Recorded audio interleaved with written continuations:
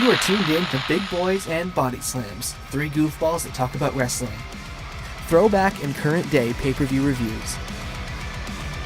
Follow us on Twitter at BB&BS Podcast. And while you're at it, check out our merch store and our Patreon page. All the links will be in the description below. Enjoy the show.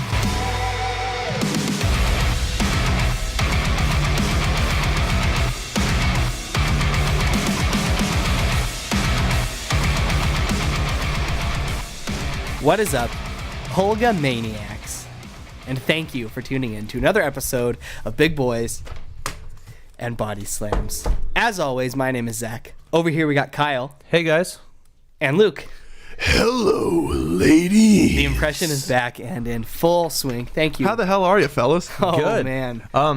I think we need to say a welcome To to whom? some of our Portland friends we made. Yes. We got Rocky and we got Adam. Hell yeah. We met some cool people at Raw last week. Yeah, I was about to say, you guys went to Raw. Yeah. How was that? Oh, It was fun. man, we It had was super so fun. much fun. It was the first wrestling show I've been to since Wrestlemania when I was a kid. And the first that I've been to since we went to the Daniel Bryan show, Luke. Right. And That sad. it was just so much fun. I had a blast. And we met a bunch of cool people. We gave some cool people our cards, and Yeah. we talked a lot with people. Got We to see Kurt Angle wrestle. And Jeff Jarrett. Oh, you didn't know? We started. There was a Voodoo Donuts He was wearing a chant. Blazers jersey. Yeah, Road Dogg was, He yeah, started a David Voodoo Willard. Donuts chant during a commercial break. Yeah. Oh my Dude, it was God. wild. We got to see Paige. You started some chants, didn't you? Kick her ass, right? You started a kick her ass chant, and then I started a Becky chant in the same opening segment. And I tried God, to you start. guys are I tried to superstars. start a TNA chant for Jeff Jarrett, but for some No reason one was- that didn't get over. No one was biting. Yeah. I kept Some trying to get him to reason do the didn't get CM over. That Punk. sounds I tried to familiar. get him to do the CM Punk chant, but no, Oh. he wouldn't do it. And if any of you guys are listening that don't like Finn Balor, he is not just drop kicks. Yeah, there was a guy like 2 rows in front of us who was like doing the drop kick counter, and he was being a goofball. But he was rooting for Leo Rush in the match because he said Finn Balor only does drop kicks, but it's not really okay. fair because he counted the double stomp as a drop kick, and I'm sorry, sir, but that is not a drop kick. Yeah, he did the double stomp from the top and from the standing. yeah. And he called it So two drop anytime kicks. his feet Anytime his just connected. feet touch an opponent, And then Oh my and then God. Leo Rush did a drop kick too, and he wouldn't count that. that was pretty funny though. Yeah. Overall, it was a really fun. great It was time, fun. and we met some cool people. Like we said, we met Adam and Rocky, 2 guys that have hit us up. this Badass. week. So we If you do want to hit us up, best way to do it is facebook.com/bigboysandbodyslams or facebook.com/bigboysandbodyslams slam chat. and That if you're- slam chat's lit right now. Slam chat is lit, guys. We got a lot of stuff going on over on Slam chat. You want to be a part of this group? Oh, Kyle, did you need to say something? I was now? gonna say, if you were at that Portland show and you haven't yet messaged us, Yeah. message me and Zach. And you're listening, yeah, let us know that you're listening and if you enjoy it or hate it.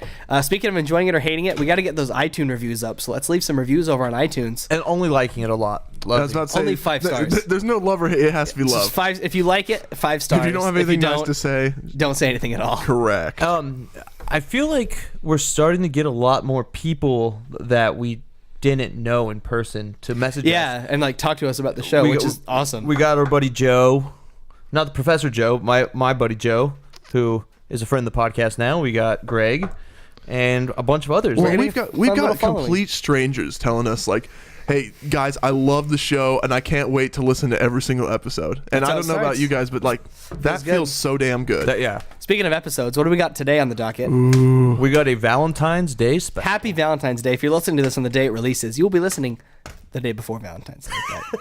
Wow, That's right. That's great.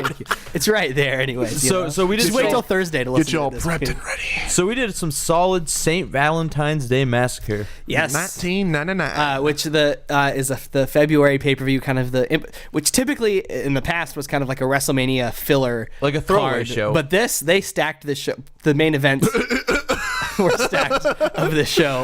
You which had we'll to get into. backtrack real quick. Yeah. Before we start, I do want to tell you that we're brought to you by Patreon.com/BigBoys and Body Slams. Y'all, I say it every week, but Patreon.com is not simply a donation platform. It is a membership platform. When you contribute on Patreon, you're becoming a member, an exclusive Big Boys and Body Slams member on our Patreon page. And you're going to get some cool stuff in return. $1 a month, not a week, a month. Gets you early access to every episode, asterisks, quotation marks, underline, bold, except for the live shows. Italics. Yeah, thanks. Yep. Because they're live. But every other show, you're going to get a day early. It goes up from there. You can get your name mentioned on air here for the highest price. In between, you've got your name in the YouTube credits of the video version of the podcast. And Big Boys and Body Slams at the movies. It's going to be a monthly show that you're going to get.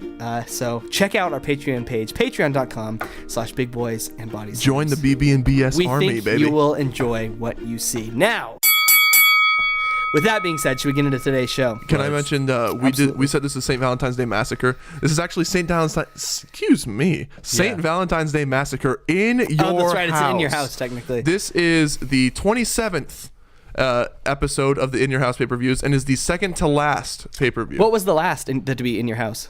Ooh, Oh, I threw him a curveball there. He wasn't expecting that one. wow. No, I actually thought I had it here. Well, while you look, I will say that this is coming to us on Valentine's Day, February 14th, 1999, from the sold-out Pyramid in Memphis, Tennessee. 19,082 human beings are in attendance. The first pay-per-view ever at the Pyramid. Not was just it really? WWE, like Really? anything. Yeah. Wow, that's Hey, crazy. is the Pyramid still where the Grizzlies play? Is it called something else The now? Grindhouse? Is that what it's called now? I don't know if that's what they nicknamed it. I'm not sure. I don't know. I was just wondering that when I was watching the show. I was like, is this building still around? I think it is. It's a cool looking building on the exterior. Yeah, It's a literal pyramid. Backlash was the final. Backlash was the final in your house. I was Thank you, thinking it kind of looked like something straight out of Vegas. Yeah, it's pretty cool because they showed an outside shot. And of course, interestingly enough, on commentary, we have Jerry Lawler, of course, and Michael Cole.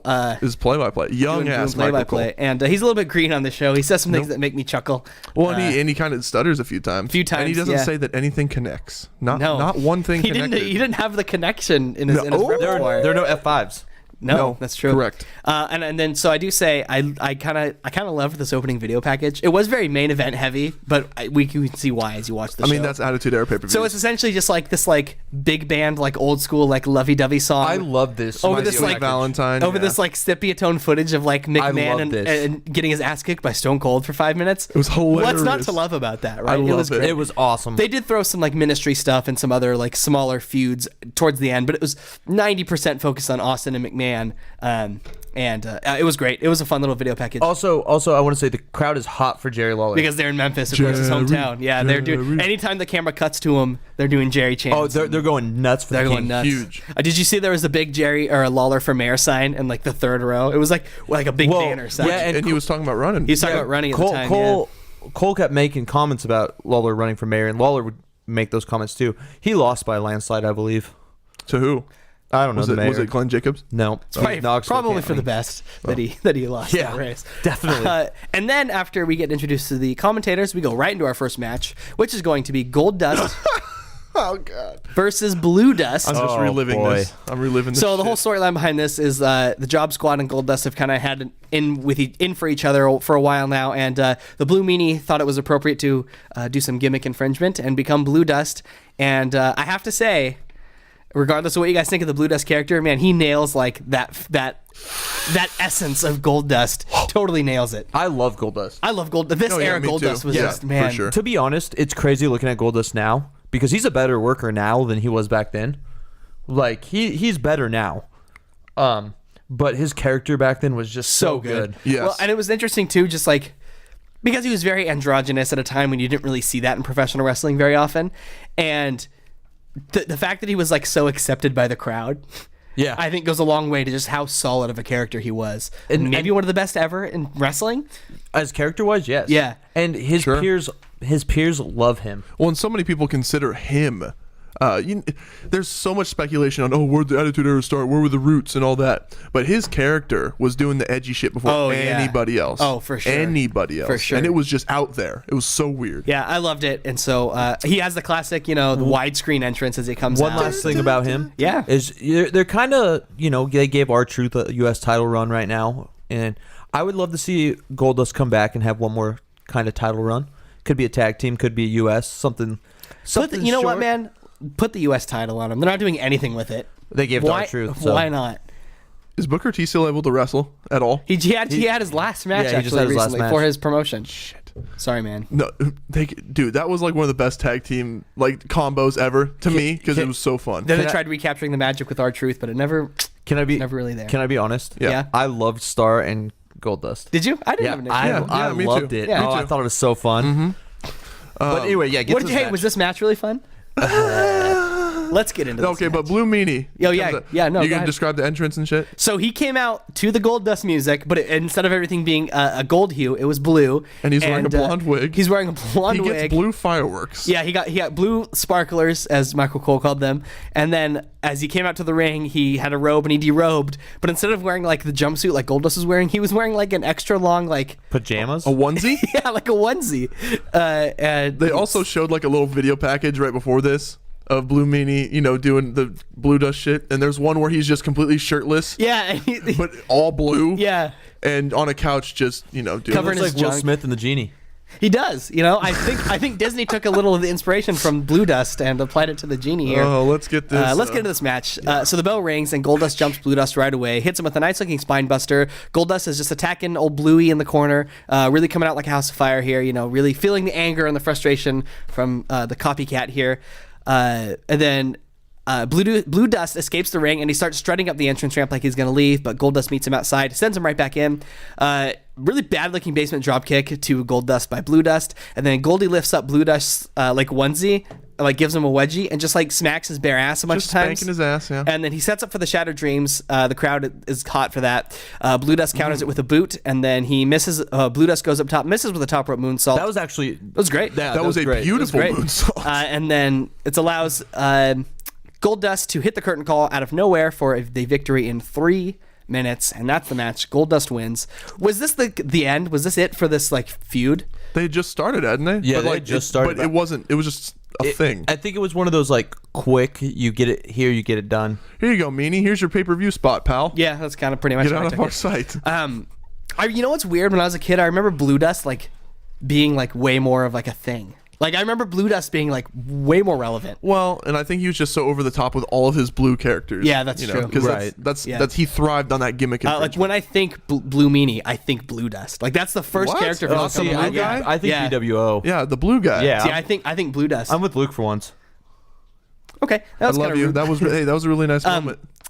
So overall, this match like didn't have any time to build. The crowd was really hot for Goldust, but they couldn't care less about Blue Meanie. I gave it 1.5 stars. Just really not anything to it. 1.5 stars. It was a throwaway match. I gave it 1.5 because it can't be like the worst thing I've ever seen in 3 minutes. Exactly. You know what I mean? Like it's like the Undertaker John Cena from last year's WrestleMania. It was so short, it can't be the worst match ever. True. That was literally their point there. Exactly. That's what they're going for. So I feel like this was the same way. After the match, Goldust hit the Shattered Dreams. I don't know if you said that or not. No, I haven't He did mentioned not. that Okay. Nope. So after Goldust hit the Shattered Dreams, I thought that was a great touch, and I think the moonsault was the best part. People love that Shattered. They Dreams. loved it, man. Also, They popped huge for it. well, okay. I'll give my star rating right quick. I actually gave it 1 star. Okay, fair. I don't know how you analyze this. It's just like why did this need to happen? Yeah, I mean, it could have easily funny. been a Sunday Night Heat match. It was easily. It Yes. should have been a You- Sunday you Night coulda- Heat you match. coulda given these or 3 Saturday minutes. Night Raw. You could have given these 3 minutes somewhere else on the show, and I think Yeah, I mean, for and sure. they're you, just, you could have had a fun Jerry Lawler spot to pop the crowd. Right. This is Just something 3 that they've minutes. always done though, and they still continue to do. Look at the Gable and Rude match they added onto the Royal Rumble for Right. no reason. Like they just At least that was pre-show though. that's true. They just feel the need to like pad their runtime or pad their match count don't get on it, these man. pay-per-views. well, and I mean, this is just not an opener that's going to get a lot of people hot. I No, guess you get yeah. to see Shattered Dreams. they were Okay. hot for the Shattered Dreams, yeah. I am happy that Blue Meanie got a payday. It was kind of funny. I'm just very, very happy that it was a squash. Just Me too. Yeah, me extremely. too. Me too. I will say, is Goldust the only person that was able to get away with having a finisher where he just kicks someone in the nuts and doesn't get DQ'd? Yeah, pretty much. I guess China had the low blow, but she had to like sneak that, right? Yeah. And this was like over, like this was like his signature move. Yeah. I was thinking that too when I saw it, and it like kind of made you think, like, yeah, I think he's the only guy I can really think of that. I'm like, do you count the Joey Ryan's dick flip as like an illegal maneuver? Because that might count. Yeah, but that's like opposite. It's true. He's using your dick as an offensive Yeah, and weapon. the force. It's And true. the You know force. what?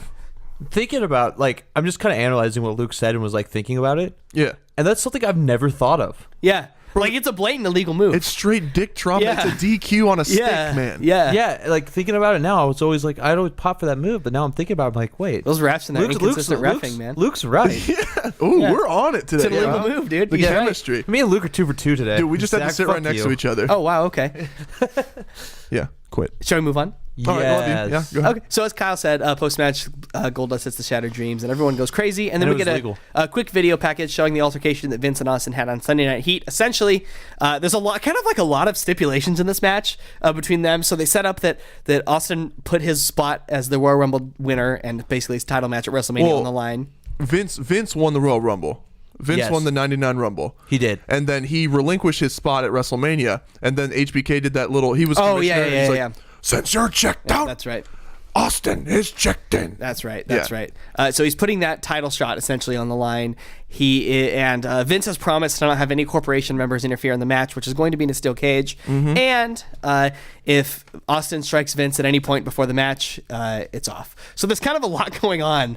And so basically this video package is showing how Vince spit on Austin. And Austin had to fight the urge to fight McMahon. Mm-hmm. And that was all that was said. Oh, he'd get his. Oh, yeah. So kind of a lot going on in that match, but I mean, it's easy to follow, so come on. It's wrestling. And if you didn't think it was going to get crazier after that Blue Meanie match, you had another thing coming. Up next, we have Al Snow versus Hardcore Holly for the vacant. He's Bob Holly this time. Yeah. And the title's vacant because Road Dogg got hurt. Who was the culprit? Who beat up Road Dogg? I don't remember. They just kept saying Road Dogg got hurt. Yeah, I have no clue, dude. I don't think they said who did it. I don't think that caught either, but somebody ambushed Road Dogg and sent him in the hospital. So, spoiler alert, this is where Bob Holly becomes Hardcore Holly. Yeah, and this is kind of some Job Squad infighting going on here between a lot of Job Squad. It's heavy Job Squad representation in the first two matches of the show because you had Blue Dust, Al Snow, and Bob Holly, all members of the Job Squad, doing their job. Which, by the way, I love Al Snow a lot. Oh yeah, I do too. And Bob Holly is, even though he's kind of an asshole and really stiff as a worker, I really enjoy him as well. Me too, actually. Same. This was an interesting match. This was when hardcore wrestling was all the rage, and this was for the hardcore title. So, of course, it's a hardcore match. And can I ask you a question? Oh, yeah. What does everybody want? Head. What does everybody need? Also head. The crowd didn't really chant it, though, when the song was also song played. Like, come on, Memphis, you not with it? Yeah. Too afraid to say we want and need head? I need head. What does everybody love? Head. Thank you. So right off the bat, Al Snow attacks Holly right as the bell's ringing. He smacks Holly with a chair in the back outside the ring. They're brawling to the crowd, and Hardcore Holly grabs I'm just going to call him Hardcore Holly. Holly grabs a fire extinguisher and extinguishes Al Snow, and then he grabs some kind of glass object and just casually shatters it over Al Snow's face. Yep. What was it? I think it was a candy jar or something. Okay, that's kind of what I thought it was. Some sort of jar. I wasn't sure what that was. It was a glass object, and I thought it was shattered. like a cup. It might have been like a tumbler or something. It was some sort of jar receptacle. Snow no sells that, though, and then returns the favor and fire extinguishes Holly. This is what I noticed the first time in the show that King's voice is going, and it's going fast. Goodbye, King's voice. Yeah, and Cole makes the excuse that he went too hard on Saturday Night Raw. Yeah, so this whole time King's laryngitis is starting to kick in. So they're now backstage, and did you guys notice the second they went backstage, the crowd just died? Oh yeah, they it were was just like, okay. And the rest of this match would of course happen outside. And they're using wet floor signs. Yeah, Snow hits Holly with the payphone, and then throws a trash can at him twice. He said something funny though. Reach out and touch somebody, and then he hit him with the phone. Yeah. You're probably never gonna see a payphone spot again, so enjoy it while you can. I guess. Never say never. True, that's true. And then there's floor tiles. Yeah, Holly grabs a couple floor tiles and just shatters them onto Al Snow's body. Lots of shattering. Yes. And then Snow hits Holly with a mop, and then another, and then another, and then another, and then that's the first near fall of the match for Al Snow. He broke 3 mops over. The fourth Holly one wouldn't break though. Right. The fourth mop would not break, so he just settled for a pinfall instead. Perry Saturn would be pissed. Oh yeah, they continue brawling outside. They knock down a fire lane sign, and then Holly just picks it up and starts beating the shit out of Al Snow with it. Ridiculous. You know what, man? You might as well. And that's another. Or no, that's not a near fall. And then they get back up, and then they cross the damn street, and literally they cross the street. They are out in some kind. They're on the shores of the Mississippi River at this point. Snow throws Holly into a concrete wall. Holly gets choked with barbed wire.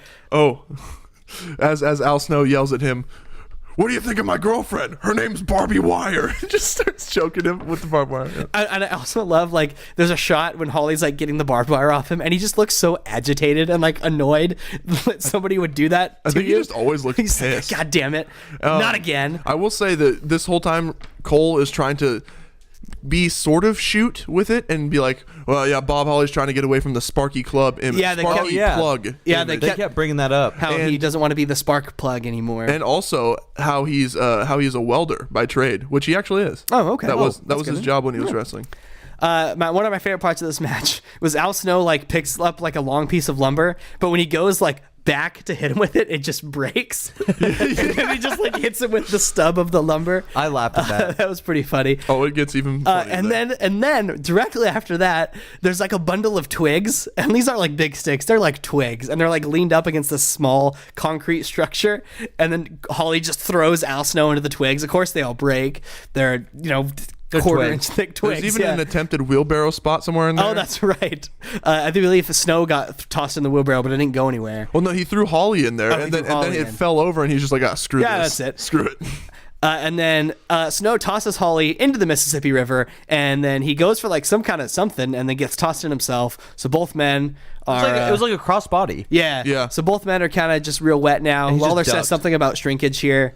So, Oh, does he? I didn't even catch yeah. that. He said there's going to be a lot of shrinkage. Also, the camera, dude, they are outside in the pitch black. The cameramen are trying so hard to keep Yeah, light. and there's like light. There's like, you can see Oh. like the shadow of the guy holding the light. And then when they get out, Holly breaks a stick over And it Al Snow and it flies. flies back and hits it's the just cameraman. it's a piece of driftwood, yeah, and it snaps, and it must Flies have at the it must have cameraman. hit the cameraman like in the I shoulder heard like the or cameraman face. or like a PA mumble something. Like if you really listen carefully, because I was watching it with headphones, Yeah. you can kind of hear like something off camera being said. Yeah.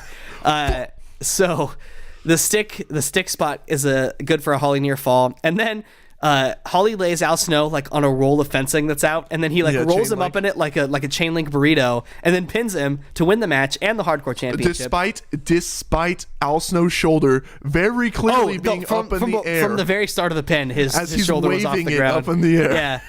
So Hardcore Holly officially now is your new hardcore champion, and then I also love post match how he had to like saunter back to the ring, like it was just like he had the to cameraman- speed walk / jog Yeah. / speed walk / So he jog. eventually gets back to the ring and celebrates with the title. You know what, man? It was how long was this match? 10 minutes long.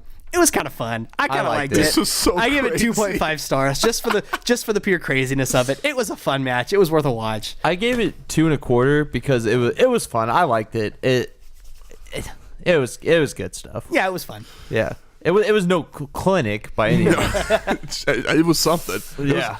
It was something to wind you up in a clinic. It was 2 stars for me just because how am I supposed to give this, like, how am I supposed to call this a match, much less, give it a respectable rating? That being said, I really, really enjoyed it.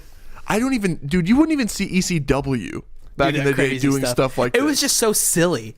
Which is what I appreciated Going about to the it. Mississippi River, like all that stuff. I listened to the Bob Holly podcast, months ago for Bruce Pritchard, Something to Wrestle. Mm-hmm. And one, I really recommend it. Quite a story for Bob because he's had a long career in wrestling. But yeah, they talked about this one and that is a hilarious bit where they try to describe this action. Oh, I bet. Yeah. Um, So 2 stars, yeah. Cool. After that, the Undertaker and the Ministry of Darkness are meeting in the parking lot. Is that where it is? It looks like it's in a the parking weird like a parking concrete It's in the garage. parking garage, I think, of the arena. It looks with like a burning barrel. This is so terrible. I don't know what they're talking about. I was tuning it out. but, Midian. Yeah. it's They're going. just giving him a Unfortunately, pep talk. unfortunately, it's going to lead to a Midian match. So. They're just Phineas.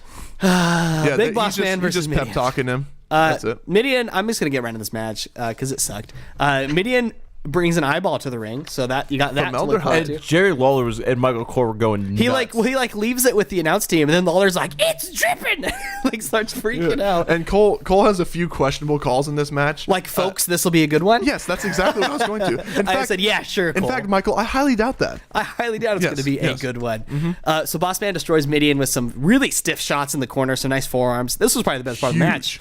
And then he spits on Midian and he says that the ministry sucks ass, which I kind of Ministry like. sucks ass. I kind of like that. And then he tells the crowd to shut the hell up when they tell him he sucks. There's a corner close. I hope you. Oh, by the way, I hope you like corner offense because that's all the hell you're getting in this match. Corner clothesline by Midian, and then someone in the crowd blows a whistle, and I immediately started getting flashbacks to last week's episode. Thankfully, it was like an isolated The goat incident. Fonzie. Yeah, Boss Man misses a chair shot into the post outside. Apparently, he didn't care if he got disqualified or not. Midian gets stunned on the top rope, and he falls off onto the apron below. Midian bites Bossman in the corner. A lot more corner offense. A boring chant here, which in the Attitude Era was Huge rare. boring chant. And I tend to agree with him. Midian manages the ugliest German suplex I've ever seen in my life. That's literally, I put one of the grossest For German a near suplexes fall. I've ever seen. More corner offense. There's a double clothesline into a double down, which is so funny because then they do this like brawl on their knee spot 5 minutes into a match. Guys, the match has been going on for 5 minutes. This is something They're gassed. That's They're dead. That's They're a done. spot you see when someone's been wrestling for like 45 minutes. Fight forever. It was so stupid. It got me going. It did make me laugh though. And then Bossman Slam, which Cole could not figure out how to call. And, He called it a sidewalk slam. yeah, he did. Yeah, he did. Oh, he's called what a maneuver. It's a sidewalk slam. Bossman gets the win in 6.5 minutes. This match sucked. 1 star. 1. I gave it 1 star too. Oh my god. Fam, I'm giving this half a star. I'm I giving thought you this might have gone half the a other way. damn star. No, hell no. This I'm match sorry, I'm was sorry. awful. It was so bad. And Bossman carried him. I mean, not that Bossman was that good looking either, but he was the only one that did any offense besides like a rest hold. Yeah. Okay, to be fair, Midian makes Big Boss Man look like Kenny Omega out there. Also, I don't know if He we is said this terrible. before. Yeah, I don't know if we said this before. I actually really enjoyed heel Bossman when he came back. I mean, I think that for what it's worth, it gave him, I mean, a lot longer of a run than he would have had. Well, I think he was saddled with a lot of garbage that like kind of makes Yeah. people remember it not as so the fondly. Big Show stuff, Yeah. really screwed. And like Well, this, and the Undertaker. and getting hanged. Yeah. I think both characters of Bossman were pretty cool. I agree. Like the original cop. And Yeah, then the he came original back to cop SWAT. County, Georgia. Yeah, I mean, I had nothing against the Boss Man. I he just did nothing for me. I think me and Zach talked about it last week about how I was like, does Bossman just suck? And he's like, no, I think he just kind of put in a lot of really bad situations, and I think Sure. that's fair. Dude, no, but there were some, trust me, man. In the young blue cop boss man days, like he had some good matches. Him and the Mountie, their rivalry was super fun. Yeah, and again, like it's important to remember, like his Attitude Era run, he was kind of an old man at that point, in far as wrestling terms. Trip down to Cobb County, Georgia. There you go. Thanks, man. Yep. After that, backstage. No, I got to get to this Ministry. first. So the lights go down after the match is out, and then the Ministry surrounds the ring. The Undertaker gong, lights out. The Ministry is attacking Boss Man in the ring. Undertaker kind of saunters down. Viscera splashes Boss Man about 17 times, and then they pick him up and they carry him away. And, Can I ask you a question? Yeah. Where's the corporation? Don't worry about it, man. They're busy. Your boy's getting beat up. Why aren't you out there trying to save him? They're busy. They got a lot of matches to prepare for. And I will, at least on this show, we'll never find out where Boss Man was being carried to. I think you'll probably find out on TV the next night. Or they forgot. Because it eventually led to that Hell in a Cell match at WrestleMania a couple months later when Boss Man got hung.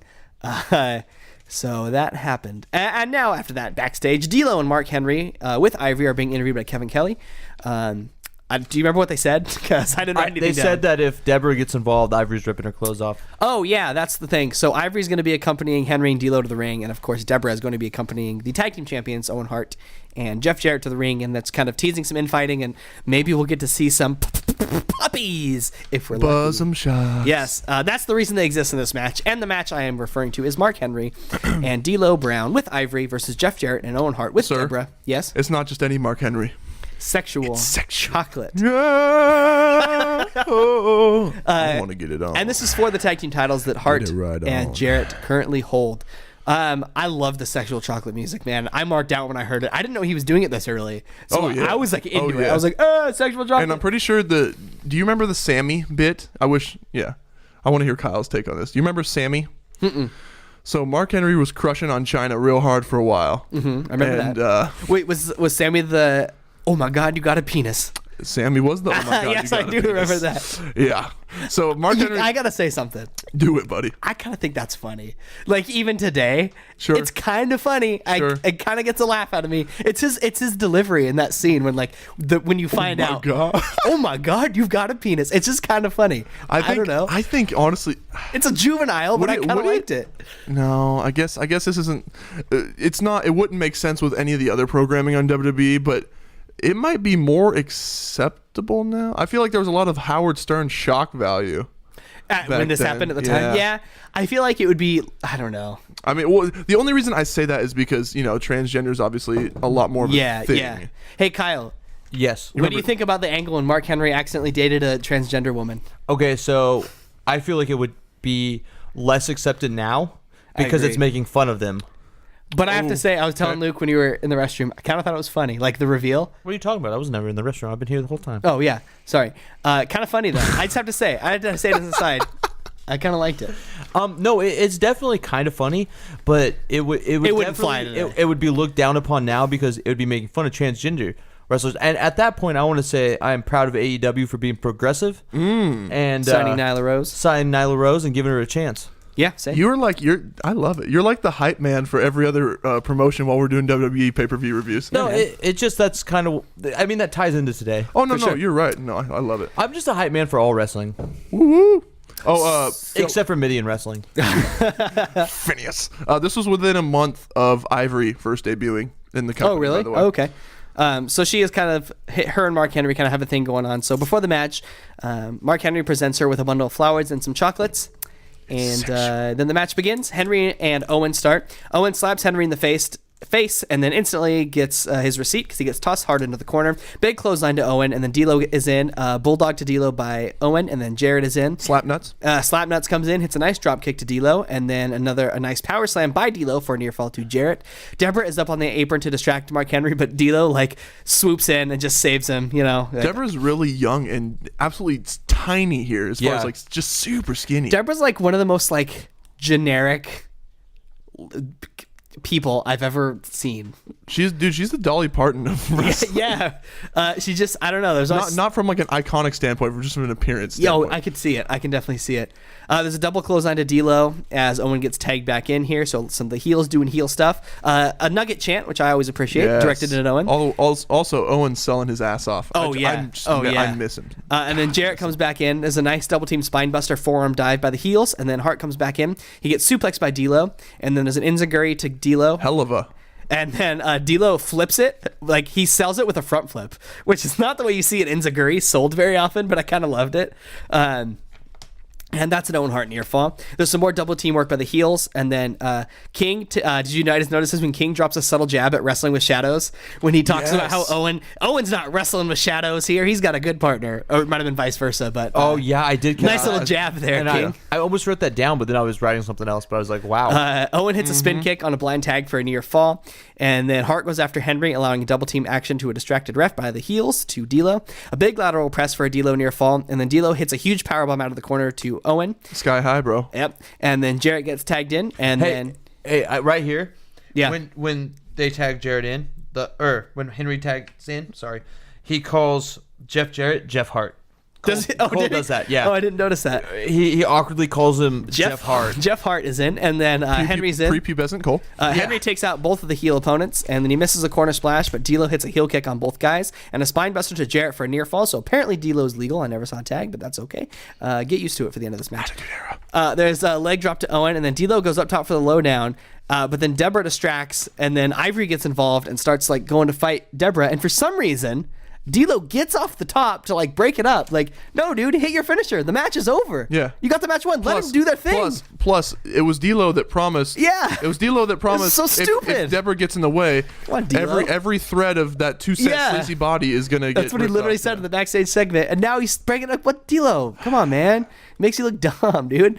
Not a pimp move. So he stops, gets off the rope, and breaks it up. Owen Hart takes advantage of a distracted ref and hits Henry in the back of the legs with a guitar. In the ass. In the ass. It was supposed to be the back of the leg, but he kind of missed. Yeah. And I don't know how the ref didn't hear that, but it's wrestling. I'm not going to complain about it. And then Jeff Jarrett, he gets the figure 4, and Henry has no choice but to tap from the injury. Oh, by the way, Cole calls it the Jarrett's patented figure 4. And I just want to say, I think there might have been a more popular guy that might have patented it before. Who? No.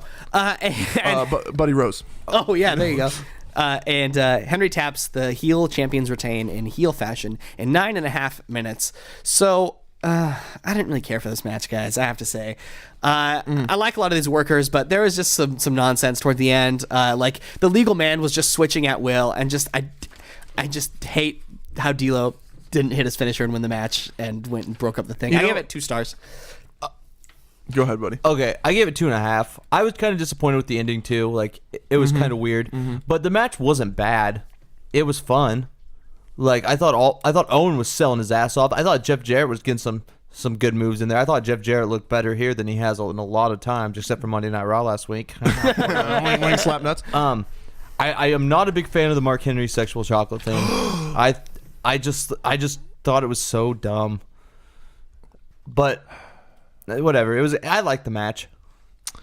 I like it too. I just want to say before I give my rating, Zach, it's never gonna like cease to amaze me you trying to find all of the logic in wrestling. I'll never stop. Specifically in the late, Attitude Era. specifically in late 90s wrestling, where really they did whatever the hell they wanted, and the rules just were different as they went along. Every single pretty match.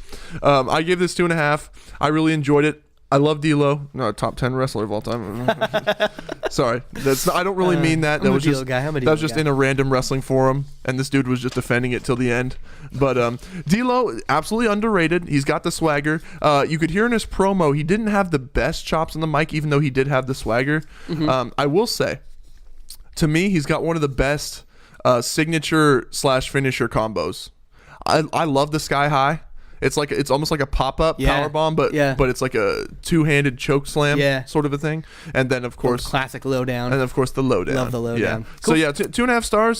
Solid match with just a needless backstory. Yeah, kinda. But Ivory rules. Ivory does rule. And she definitely does.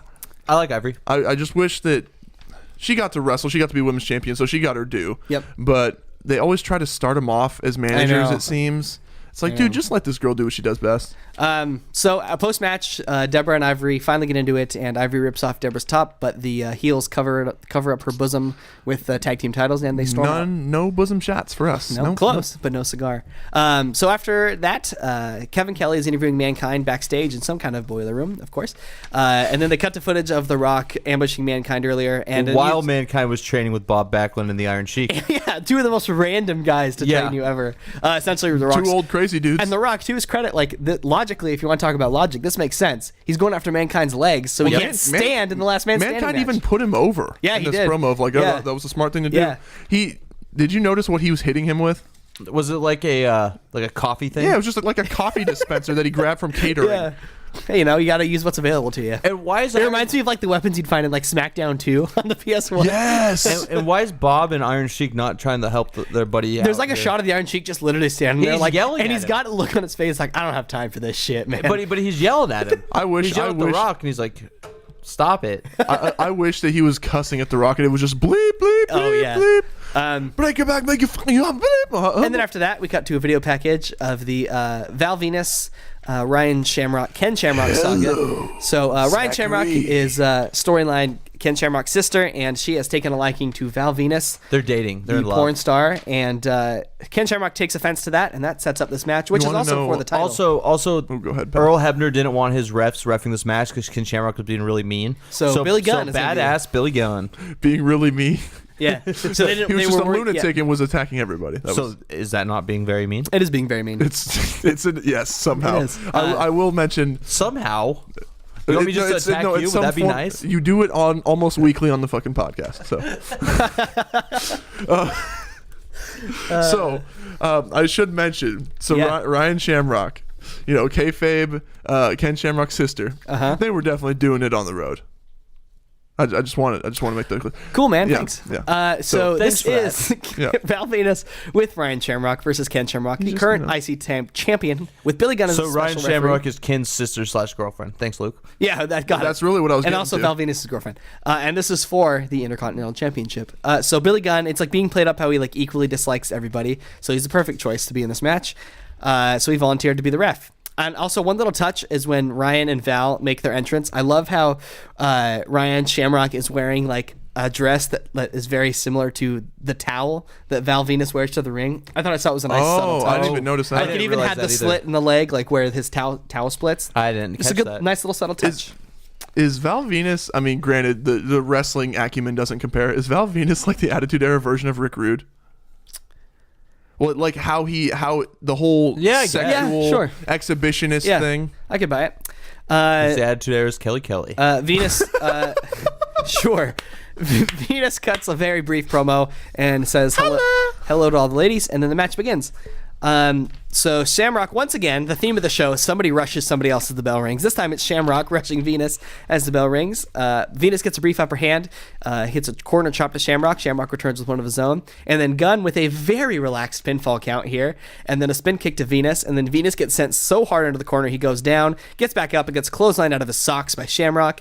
And then Shamrock hits some stiff knees to Venus. Big power slam. Val fights back, hits a somewhat delayed vertical suplex. Nice looking move. Val then follows that up with a nice double underhook suplex, another nice looking move, and then a sidewalk slam backbreaker to Shamrock, and then Venus tosses Shamrock outside, rams back into the post, gets back into the ring, and applies the camel clutch to Shamrock. Shamrock fights back with some strikes. Val rakes his eyes.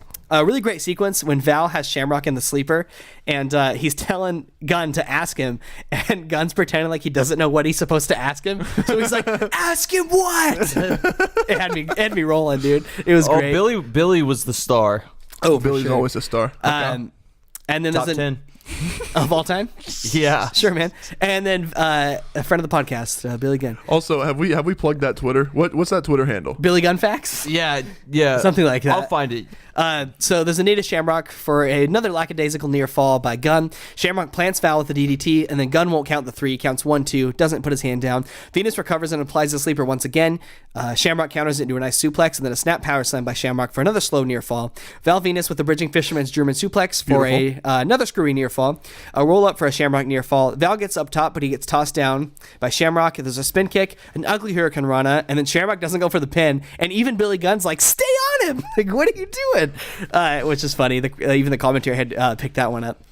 And there's a belly to belly by Shamrock. The ankle lock gets applied. Ryan helps Val to the ropes right in front of Gunn, but he doesn't do anything about it. Ken doesn't care for it. My favorite part of this match, he goes outside, starts arguing with Ryan. Ryan forgets her cue, and then Ken Shamrock loudly and blatantly goes, "Slap me."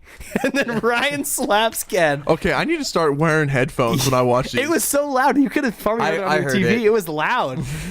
So it was right in front of the camera. So Ryan slaps him. It was really great. And then Ken, Billy Gunn gets involved. Ken Shamrock shoves him, who hits him in turn, sends him into the ring. Fast counts a roll up by Venus.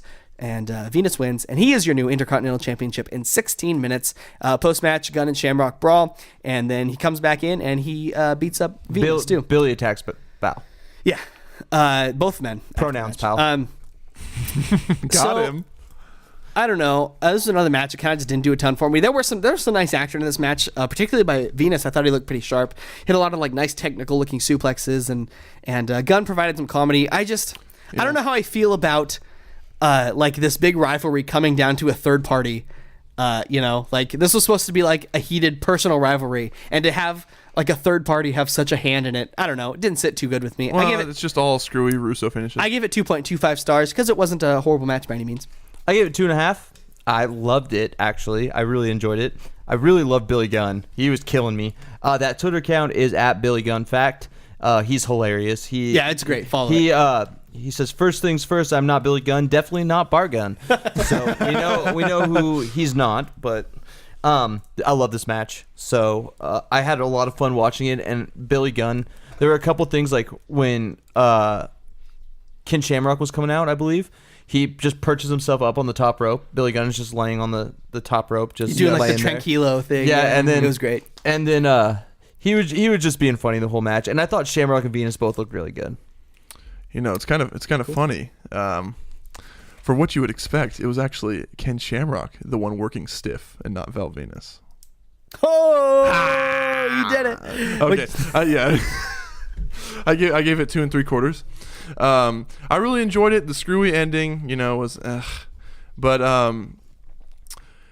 with Ryan Shamrock, did you guys ever hear how they picked her up?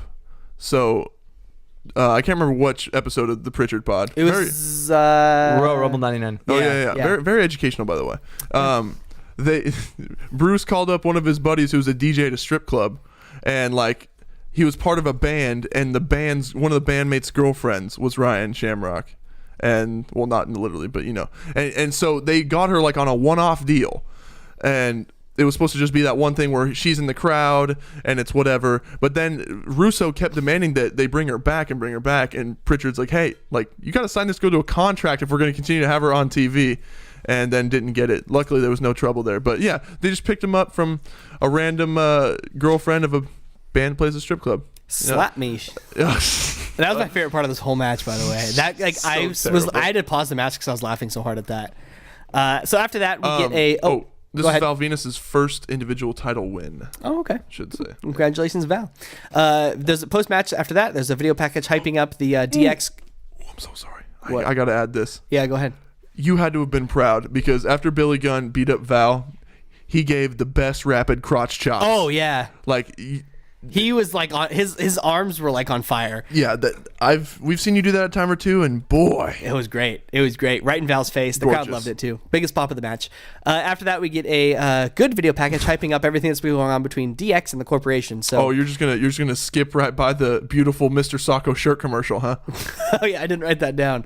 I do want that shirt though. Yeah, it was just they weren't even selling. I thought at first they were selling the sock. I know, yeah, I did too. That's how they're like, look at this great, beautiful sock. Which, by the way, Foley every once in a while does like fundraiser things where he signs and ships stuff to you for pretty cheap. Mm-hmm. I definitely have a signed Cactus Jack shirt with a certificate of authenticity and a signed Mr. Sacco. That's awesome. That he personally makes. Dude, that's sick. So I super happy about that. Anyway, I need that shirt. Yeah, it's a great shirt. Mm-hmm. So we get the whole China turning on DX to join the corporation because they paid her a lot of money. Which I kind of forgot about this. Yeah, this was a big story. So this was like at the height of DX's like big, like they were still on the rise very much, and China defected to the corporation after Triple H saved her. Yeah, by the way. Yeah, and man, the corporation is just like.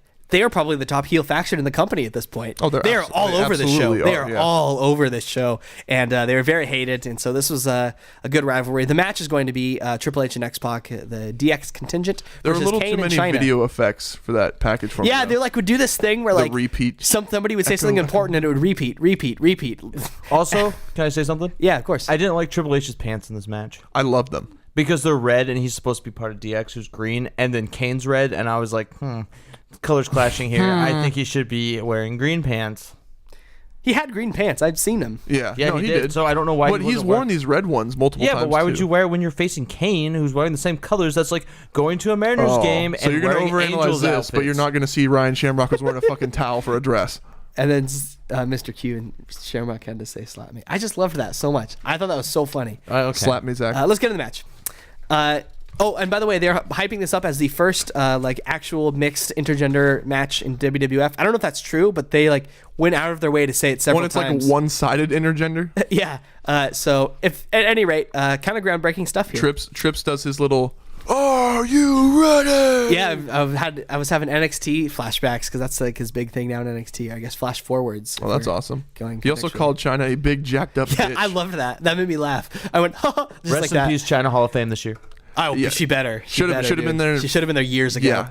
Yeah. So he called China big. Get out here, you big jacked up bitch. That I've been screwing for years. It kind of just caught me off guard. And don't forget Shane's on commentary. Oh yeah, so Shane joins commentary, and Shane is on something. He is going in this match. Wham, wham, wham. Yeah, there's a part later on when Kane's like delivering strikes to X-Pac, and Shane's just like wham, wham, wham. Get him, get the X-Punk, and Shane is just out of control. Calls him X-Punk the entire time. China comes out to McMahon's music. Also, Triple H at the beginning of the match has a China Syndrome shirt, so one of her merch. Rips it, and then wipes his butt. So a lot of interesting stuff going on. Oh, and it's also explained that Kane is only in the corporation because Vince has threatened to put him in the insane asylum if he does not. Yeah, because Vince, I'm sure, can just physically Vince has the power to do that. Yeah. So the bell rings and Triple H does the China shirt thing, and then Shane saunters down to the commentary booth, and it's going to be Triple H and Kane that start the match, and then Shane is just instantly going crazy here on commentary. Kane gets the early advantage, kills Triple H with a big boot. He misses an elbow, allowing Triple H to tag in X-Pac. X-Pac gets kicked by Kane. Kane kicks X-Pac in the corner. Nope, I had that backwards again. X-Pac kicks Kane in the corner, and then X-Pac gets beat up by Kane and is just selling his ass off here. China wants in really bad. She gets in. She hits X-Pac hard as she comes in, and then... Sorry, go ahead. Thanks. Then X-Pac sends her into the corner, and he's going to go for the Bronco Buster, but she escapes, and X-Pac escapes out of the ring himself. And then Kane tags in at this point. X-Pac goes after him, drop kicks his knee a couple times, and then Kane tries for a two-hand chokeslam, but Trips comes in and saves the day, and then goes back to the apron and tags himself in. He goes up top, hits a diving forearm to Kane. Triple H teases the punch to China, but Kane breaks it up. And then Kane's up top, hits a beautiful diving clothesline to Triple H. China comes in and decks Triple H. And China gets a nice looking scoop slam to Triple H and then misses an elbow. X-Pac gets tagged back in. Kane comes in. He misses a corner splash. There's a double team suplex attempt to Kane. They can't get him on the first try, but they get him on the second. China gets tossed off of the top rope into Kane, who catches her. Which allows just enough of a distraction for DX to hit a double team DDT onto Kane. And then Kane gets closed out of the ring. And then he kind of pulls X-Pac out. And then Kane gets sent to the post. And then X-Pac, for good measure, like takes Shane out before he gets into the ring, which was great. That was so funny. And then Shane was just really mad. Like, he was already mad, but he was real fired up the rest of the match after that point. Back in the ring, Kane catches and slams X-Pac after he attempts a heel kick. China comes in, hits a really nice running power slam to X-Pac for a near fall. Kane comes back in, beats up on X-Pac, and then tags China back in. She punches Triple H, crotches X-Pac on the top rope, and then Kane takes X-Pac out while the ref is distracted. China gets a near fall here. X-Pac is in the sleeper, and the crowd is just going nuts. They want X-Pac to get it. This is one of the hottest sleeper spots I've ever seen. Like, they were so hot for X-Pac here. It was great. So hot. And then he recovers and hits a side suplex to China, and then Triple H gets tagged in. Takes China out, fights off Kane. China is selling really well here because she, it's all like kind of leading up to that. Is she gonna take the big bump? Is she gonna take the big bump? And I just thought it was really well done, particularly towards the end of this match when her selling was just on point. X-Pac is beaten up by Kane outside after a missed baseball slide. There's a running knee to China by Triple H. Kane intervenes, pulls Triple H outside over the top rope, and they brawl. Back in the ring, X-Pac hits a Bronco Buster to China. I saw that video once. Stop. What? Wow. Man, okay. Shane takes out X-Pac. Oh, you're gonna judge me. All right. And then he runs away. And then X-Pac, he's just out of the match. He chases him away, and that's the last time you'll see him in this match. So what a good partner X-Pac is. And then Triple H sends Kane to the steps and kills him, but only briefly. Another knee to China. He goes to the pedigree. Him only briefly. He's Kane. He's dead already. Oh, true. So he teases the pedigree. The crowd's going crazy, but Kane breaks it up. Chokeslams Triple H, pulls China on top of Triple H. This is when I noticed the ref was just gone. I don't know where he went, but he was gone. He runs back into the ring, and he does count the 3 in 14 and a half minutes, and the corporation is victorious over DX. Was that Tim White? It was Tim White. So he was just running all over because didn't he do the hardcore match? He's just running all over the damn place. Poor Tim White. Overall, I thought this was a super, super solid match. It was the first, I'd call it the first legitimately good match, for me on this card. There were other matches I enjoyed, but this was the first really good match. Yeah, it delivered. Sure. I just loved the story of China and particularly Triple H and how he would always almost get his receipt for China, but it never quite worked out. X-Pac does kind of look like a doofus for just leaving his partner in the middle of the match. He does, yeah. But that's a nitpick, and I did enjoy this match. I gave it 3.25 stars. I gave it 3.5. I really, really liked it. Again, I was kind of why is X-Pac chasing Shane McMahon right left now? But and I was also kind of wondering, again, where's your teammates? Why is Billy Gunn not down here saying, Shane, you stop that right now? But this match was really good. I love X-Pac, I love China, I love Kane, and I love Triple H. This match was great. Shane's commentary, at first I was kind of finding him obnoxious, but then I was like, he's funny. Oh, this is good stuff. All right, thanks, man, for that. Luke, what did you think of the match? I give it 3 stars. I thought it was a really fun tag team match. DX got away with a ton of double team work, I noticed. Oh yeah, for sure.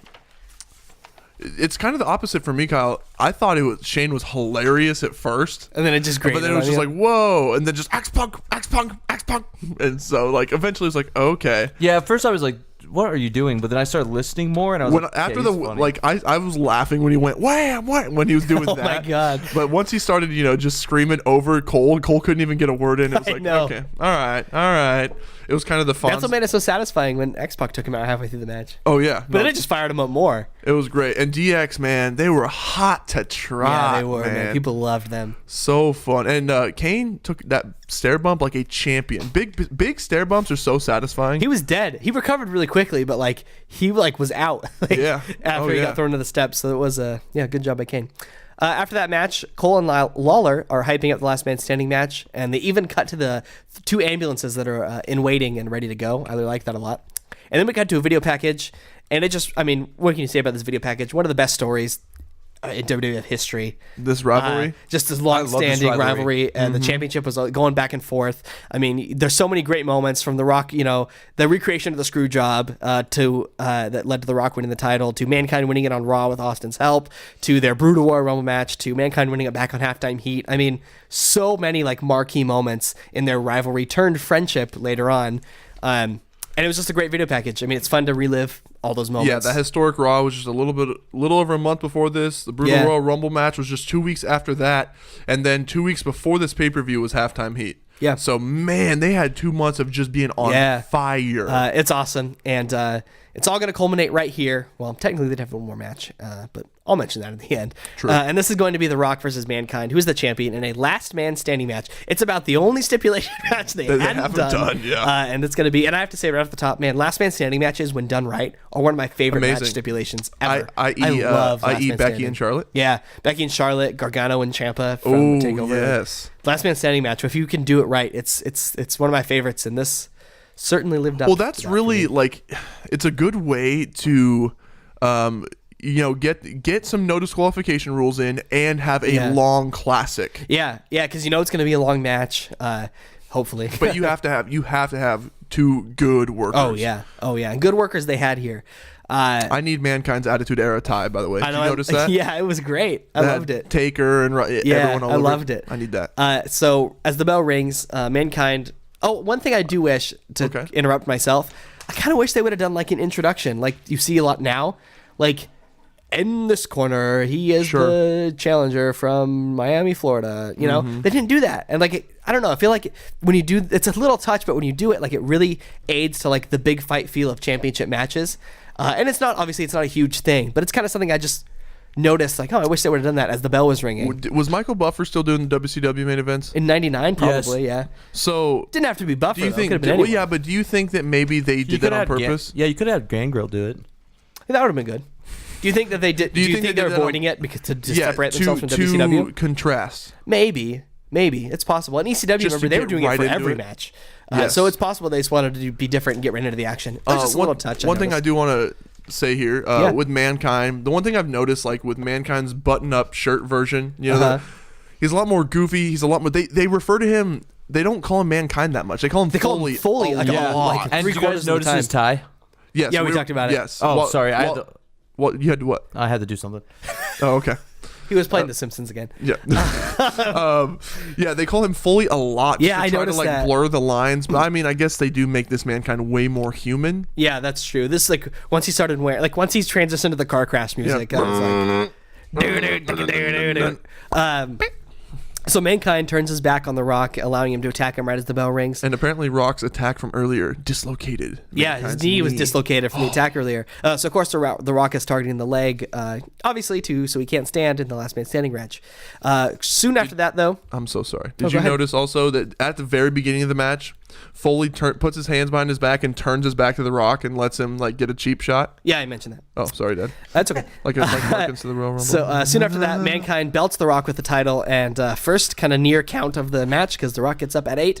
The Rock goes outside, Mankind goes right after him. Rocky gets sent into the steel supports of the entrance ramp, and then Mankind gets sent in super hard. Like his head bounced off of that steel structure, as Michael Cole called it. Yeah, his head. It looked like his head actually bounced off that. It did. It bounced off of it. And then they head into the quote-unquote tech area, which is just a table they set up with a monitor and some snacks. That's all that's on this table. Is that what more do you need, Zach? I guess that's true. When he said that and I was looking at that, I was like, wait, that can't actually be that. They very obviously set this up as the match was starting. But nevertheless, he just pulled that out of his ass. So they're in the tech area, and Mankind DDTs The Rock through the table that's set up, and the snacks go everywhere. There are Lay's chips and cookie wrappers all over the place. Not the snacks. And then The Rock suplexes Mankind right into the bare concrete floor. Rocky keeps targeting the knees here. Rock gets sent hard into the steel steps. Both men are now back into the ring. Scoop slam by Mankind, and then Mankind misses the what do they call it? The Mr. Elbow. The Mr. Elbow. His version of the People's or the Corporate Elbow. This move has a lot of names, but he misses. And then Michael Cole really, really wants you to know that The Rock is a superior athlete in this match, because he must have said it no less than 10 times in this match. I felt like every time he hit a move, he'd say that. I know. It was ridiculous. The Rock is the superior athlete. The superior athlete. Yeah, No, you're duh, right. Michael Cole. You're right. Mankind's built like every dad on earth. Yeah, you can't just do the eye test here and Yeah. tell, huh, Michael? God, he said it so much. It was driving me crazy. Outside, Mankind gets suplexed onto the floor. And do you guys notice Mankind's breathing cadence in this match? No, The whole match, he was breathing like that. Oh, it kind of drove How me do crazy. you notice that? It's the headphones, man. I noticed the details. Oh, like you heard it? Yeah, you can hear him like the whole time. Well, I mean, he's getting He was chucked it's around. true. He's gassed. It was just kind of weird. And then another suplex, and then a third suplex onto the floor, and The Rock forces the ref to count here. that and was then, probably adrenaline. Yeah. And then as the ref is counting, The Rock steals Michael Cole's headset and just takes over on commentary for a while, and just puts down Mankind, cuts a promo on him. Cuts a little promo about rock burgers and rock sauce. He's just I was going off. laughing so hard. He's just going off. Mankind recovers and he dives over the announce table and takes The Rock out. And then Mankind's up on the apron, and he goes for an elbow drop to The Rock as he's draped over the announce table. Brutal looking spot. Both men are down as the ref counts. Mankind gets up first, takes a drink of water, and spits it right in The Rock's face. And then Rocky gets set into the steps, and then Mankind throws a set of steel steps into the ring. He goes to hit The Rock, but he jumps up, and then Mankind kicks them, and Mankind eats them in the face. So if you're holding steel steps over your head to hit somebody, that's like 100% fail rate, right? I mean, yeah, pretty much. I don't think There's I've no ever way seen you that. can swing that fast. Yeah. I mean, trust me, in the WWE video games, it never works, so there's probably no way it would work in real life. The Rock produces a chair and then whacks Mick in the knee with it several times, and then he goes to hit Mankind with a chair, but the classic spot where the chair bounces off the ropes and he hits himself hard I love in the that. head, by the way. Like, it was a believable looking ricochet. Ricochet? Yeah, one and only. And then we get a cactus clothesline, sends both men outside. Foley tries for a pile driver, but he can't get The Rock up. Settles for a swinging neckbreaker instead. Mankind goes for a pile driver on the announce table, but The Rock back body drops him, and Mankind takes one of the ugliest bumps I've ever seen. He hit his damn right head. into the timekeeper. He hits his head on this end of the announce table, and then he hits his legs on the timekeeper's area. Yeah. Oh, that was brutal gross. looking, Narsty. man. And you wonder why he's going, Yeah, seriously. I wonder. I wonder why. That looked really bad. And then the ref's counting, and as The Rock does this, as the ref's counting, The Rock grabs the steel steps and throws them onto Mankind. Like, Oh, that was throws brutal. them It onto was Mankind. that was like some Bubba Ray Dudley That was recklessness, bro. insane. And then that got the classic "Gosh darn it, Rocky" out of Michael Cole, which I loved. Thanks for that, Michael Cole. No, he said, oh, what did he say? He said, Gosh darn it, Rocky. God darn it. Damn it. Yeah, Rock. yeah. God darn it. And then back in the ring, The Rock hits the corporate elbow, and the ref counts. Mankind as he recovers, The Rock grabs a mic and starts singing a beautiful rendition of SmackDown Hotel. The crowd is super into it. They can't hate the guy at this point. But Mankind saves the day with the mandible claw, and The Rock is selling while the mic's still up to his mouth. So he's like, And there's a ref bump. yeah, we get a ref bump. The ref gets knocked out of the ring Randomly. and then it always as an adult, watching the mandible claw, people die from this move, but why? It's like the most illogical selling Have you move ever I've have you ever seen. had it done to you? Oh, my dad used to do the mandible claw to me all the time. That was his finishing move. I It just didn't tried to get him. It didn't kill me though, because The So- Rock's dead. He's unconscious. Well, I mean, Mick's whole thing was those two fingers were vice grips, That's right. Like he had that thing on the two fingers. and- Yeah. But unfortunately, since there was a ref also, bump, why wouldn't you just bite the damn fingers? it's wrestling. That's a good point. That's a good point. You stop trying to figure things out. Yeah, come on. Oh, sorry, Zach. Yeah, I thought I was the logical one. Looks like you're doing a lot of logic here. And of course, okay. the ref's out of the ring, so he can't count as The Rock is laying unconscious. He does recover and punches Mankind right in the dick, and then he kills Mankind with a DDT, and then Mankind DDTs The Rock onto a steel chair, gets a DDT of his own. The ref counts, but The Rock breaks the count. Sacco makes an appearance, gets the mandible claw again. The Rock counters with the rock bottom, and both men are down as the count begins. They both beat the count. They hit each other with steel chairs. Both are down for the count. In a match ends in a draw in 22 minutes. The crowd does not like this. Kind of on their side, but I get it. Kind of the finish, but I get why they'd be upset as well. So Mankind would lose this belt the next night on Raw In a ladder match. in a ladder match. So Thanks to somebody's help that we're going to mention later. yeah. So I feel, and which would set up a match with them. as well. But Couple. I feel like if this would have happened today, the internet fans would riot. Like if that whole like no finish and then Mankind just loses the belt the next day. Oh, yeah, everybody Because would be think about it, like the corporate guy losing winning the belt from like everyone's fan favorite. Like Mick Foley was the Daniel Bryan of the 90s. Yep. In a lot of ways. Yep. I mean, obviously, Daniel Bryan's a much better worker, but kind of just like from a crowd reaction and maybe people thinking he never got the chances he deserved. But just an interesting note that Mankind would enjoy one more day of his title reign. He would win it one more time at SummerSlam, and that would be his last reign. This match is 22 minutes long. I loved it. 4 stars. Hell yeah. Really good match. I gave it 4 stars. I thought it was a great match. I even didn't mind the ending because I mean, No, I get it. Yeah. it should have set up a longer feud. I agree. Not I what agree. happened the next night. But yeah, I really liked the match. Yeah. Really enjoyed it. I loved the hitting the ropes with the chair and it bouncing back. And It was like one of the best looking versions of that Yeah, spot. I I've love seen. that spot. Yes. And The Rock and Mankind could wrestle forever. I could watch them wrestle forever. And- Every single night. Well, and to your point, Kyle, like in hindsight, the finish kind of does stink a little bit because it didn't really lead to like one more pay-per-view Right, match. but if you're thinking that it's going to lead to one more match, it's fine. Yeah, exactly. But the fact that it didn't, I don't know, kind of weird, but still a really good match. I mean, in their defense, they said this was the conclusion. That's true. That's true. So I gave this 4 stars. I mean, just so awesome and dramatic. I think The Last Man Standing is like the only time that it makes sense to get away with a draw. Oh, for sure. I think, It can happen in a last. but you got to understand the timeline here. Like you guys said, I mean, quote unquote throwaway or whatever. This is the segue to WrestleMania, and no one wants Austin Mankind at WrestleMania. I mean, people do, but that's not what's gonna sell. Right. You know that the title has to end up going back to Rock so that they can have that iconic, But you can't have Mankind lose in a last man standing match either. No. So your hands were kinda that's tied, the thing yeah. too. That's the thing too. It shows once again that he was tougher and Yeah. the post-match stuff. So after the match, both men are loaded into the ambulances, so they made good use of those. So like Rock is done. Yeah, He's Mankind's out. talking and He gets asking. stretchered and Mankind sits up. I mean, Yeah. he's like delirious Yeah. or whatever. But Rock is out. He's of out. there. He's dead. And so once again, it makes Mankind look Yep. like a tough son of a bitch. Yeah, that's a good point. So we get a video package after that for the main event, and this is, I mean, we had 2 of the best rivalries in WWF like back to back. Is So this good. Austin Vince the best ever? Technically, you have 3 of the best rivalries ever on this card. What's the third one? Goldust, Blue Dust. Stop. I'm so done. You're with you, so dude. great. I'm so done. Yeah. Kyle won't be on the podcast next week, so if any of you guys want to be the third chair, let us Taking know. applicants? Could this be the best rivalry in wrestling history? Yes, Oh, yeah, it is. definitely. It is. And of There's course, no we get the question. video package, and it's great, and it just replays everything that we've seen going into tonight.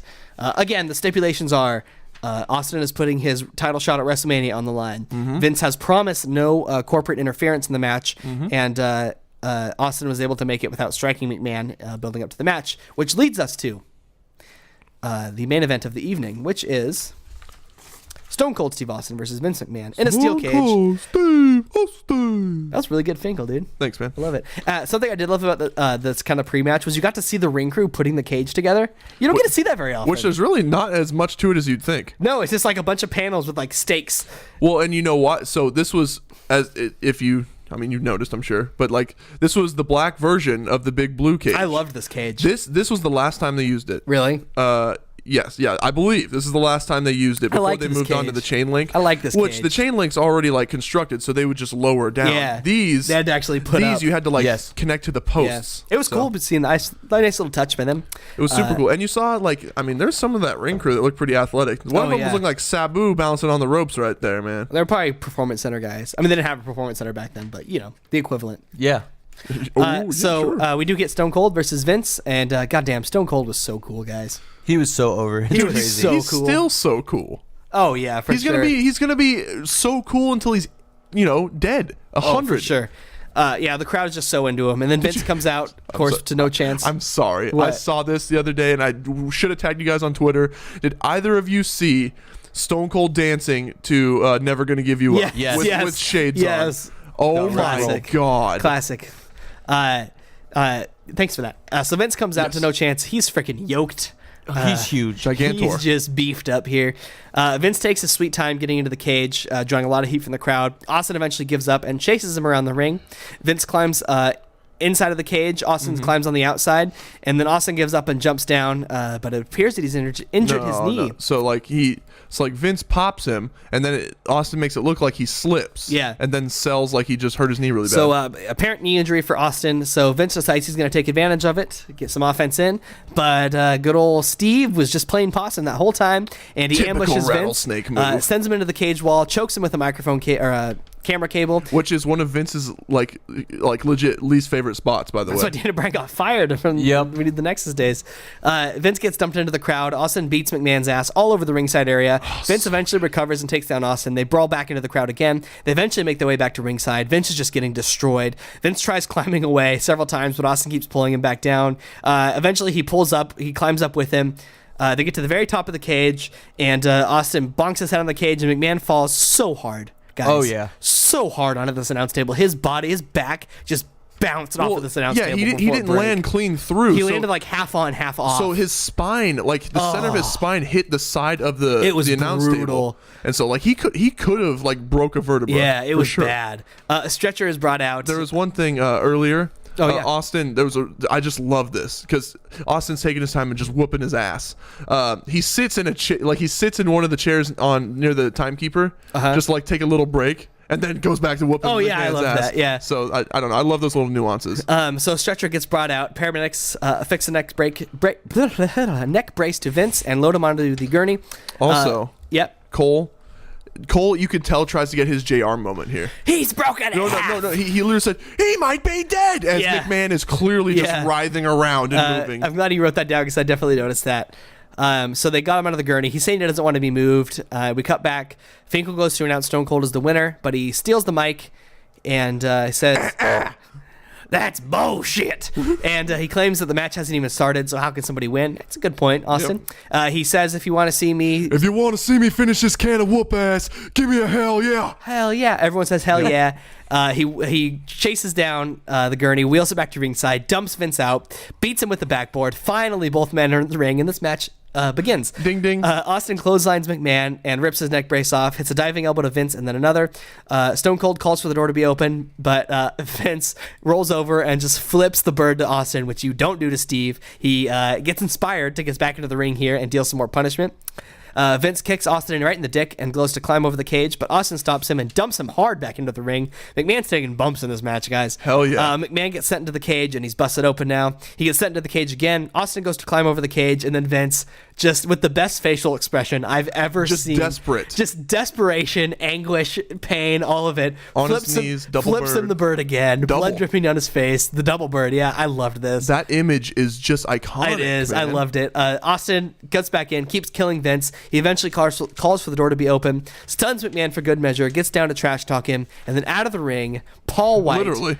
Yeah, from the underneath the ring, Paul White, the Big Show, debuts, assaults Austin, throws him onto like the front side of the cage. The panel comes loose, gives way, allowing Austin technically to win the match. He gets his feet on the ground first. This match only went about 8 minutes. That's like that Roman Reigns Brock Lesnar finish. Yeah. But the whole segment was like 25-30. So with that, from the time I counted while I did the math, from the time that both guys had made their entrances, it was 14 minutes and 42 seconds before the match actually started. Okay. I knew it was something like that. And that was that. Austin gets to keep his spot on the WrestleMania card. And man, this was a really fun match. It wasn't my match of the night probably, but it was definitely a spectacle. And it was sports entertainment at its finest. There's a lot of great moments. I gave it 3.75 just because I wanted to rank that last match a little higher because I did enjoy it more. But this was awesome. Just super fun. Vince, you can never knock him for not taking risks and putting himself out there. Both him and Shane. Yeah, for sure. And this was a good example of that. And the crowd went home happy, which you always like to see. I gave it 3.5. I thought it was a really good debut, first of all. For Paul? Yeah, I think that was awesome. Oh, yeah, for sure. He's huge! Just coming out of like under the ring. Yeah, it was great. I love the McMahon-Austin feud because it's kind of like that good guy always outsmarting the bad guy, like the Tom and Jerry type. And just thing. getting lucky. Yeah. So I thought it was really fun. And I love Vince McMahon falling off the cage. I thought that was great. And going through the table. Oh, yeah. The before the match stuff was a little long, and towards the end it was just kind of like, All right, let's get in the ring. Let's get this going. Yeah. But I gave it 3.5. I really liked it. It was my third favorite match of the night, honestly. But I think it was probably What was second? the tag team match between DX and China. And Wow, Pain. you like that over this one? It was a better match. I'd go Sure, the I mean, yeah. last man standing, the main event, and then the tag match. But this Yeah, was the same. biggest spectacle on the show. Oh, for sure. By far. But I would rank it as the third best match cool. in ring work. Right. Luke, what did you think? I will. So you said this is an awesome debut. I don't know if you guys noticed this little nuance. Big Show almost threw that motherfucker through the wrong wall.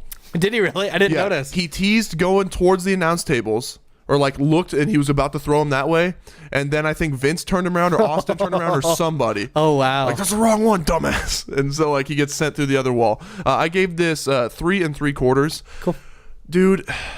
I mean, we're knee deep. This is knee deep in the Attitude Era. Austin McMahon is just tit for tat. Yep. Because, I mean, it's not just all Austin outsmarting him, you know. It's McMahon's getting one over, screwing him at every turn that he possibly can.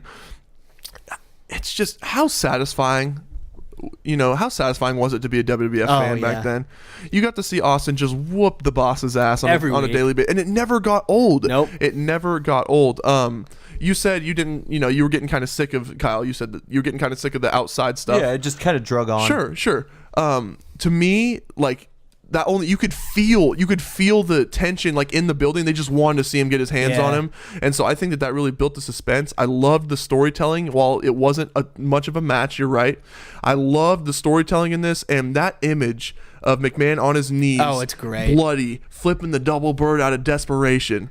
That is iconic. Oh, yeah. I think my favorite look, though, of Vince McMahon this whole match was after Big Show threw Austin through the ring, and he just God damn it. he looked so mad. Oh, I loved it. Also, Austin's face, he sold it the hell of it too when he fell off the wall and like won the match, and like looked at Big Show and was just like, oh shit, I just got away with one there. That was really cool too. And then speaking of Big Show, we did kind of tease this. The next night on Raw, he would help The Rock regain the title, which would lead to a match between Mankind and the Big Show. They had a WrestleMania. couple. Yeah.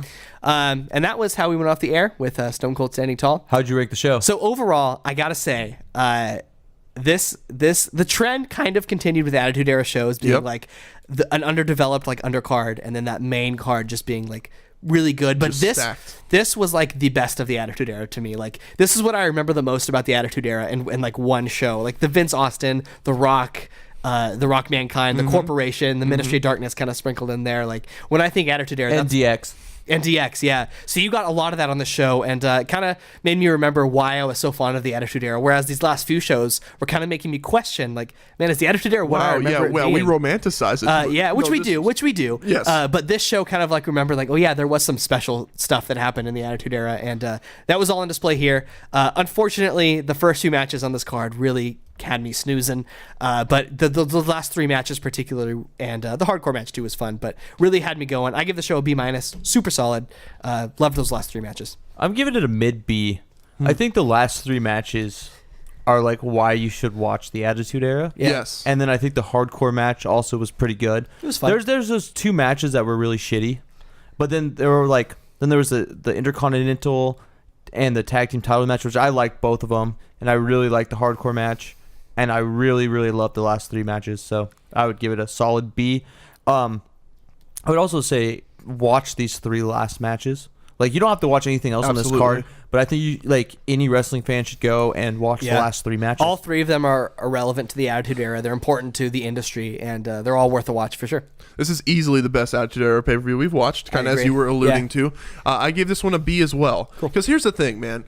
Even some of the Attitude Era pay-per-views we've watched already and reviewed, they tend to shoot themselves in the foot sometimes. Yeah. So one thing they didn't have here, they didn't have any damn bikini strip off, barely showing it, like barely any close contest. That's true. They didn't. I mean, they had the blue dust, gold dust thing, and that was about as far as they took it. Yeah. They had the crazy hardcore match, but they had enough entertaining content in that for it to be okay. Yeah. So they did it didn't get over Russo too much. Yes, there were some screwy finishes. Yes, it was underwhelming undercard. To be honest, I don't really think any of the matches were too screwy of finishes, like Russo wise. I think you had a couple kind of weird finishes, but they weren't as like they There weren't like 2,000 WCW. They weren't as Oh, they no. weren't as No, blatantly not at all. bad as like. No, there was 2000 some really good storytelling. Yeah, here. yeah, Oh, and yeah. even with like the Billy Gunn one, where he just got kind of fed up with them and That fast added to counted. That ended up making intercontinental title matches later down the road. Right. Sure. Yeah. So I think that it took so much of the good elements of Attitude Era pay-per-views and not a lot of the bad ones. So like I it was agree. it was a great mix and it didn't shoot itself in the foot. I agree. B good shit. Yeah. What's next? next? Next So, week. Elimination Technically this Chamber week. on Sunday. Yeah, tune in live. And remember, it's going to be at twitch.tv/Big Boys and Body Slams.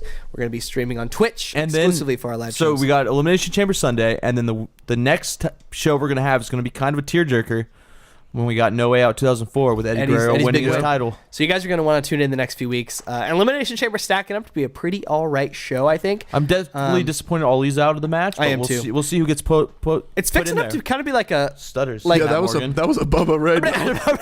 compared. I have to say, compared to the Royal Rumble, kind of shaping up to be like a quick show too. Like only a handful of matches are Kind of. advertised. kind of that February like Yeah. meh type show. There's no Brock Lesnar. There's not going to be any Seth Rollins.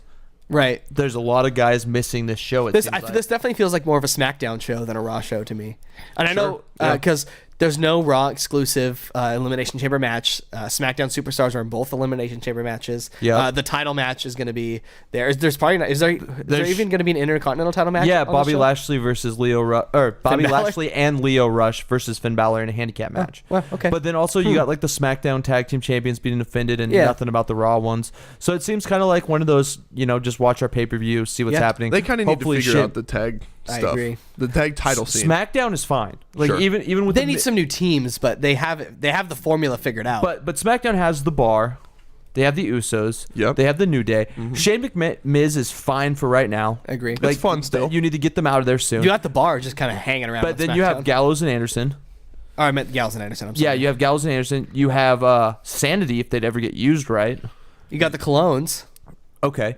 But so you have a deep tag team division Yeah, over there. no. And on Raw, who do you have? The Revival? The Revival and Gable and Rude.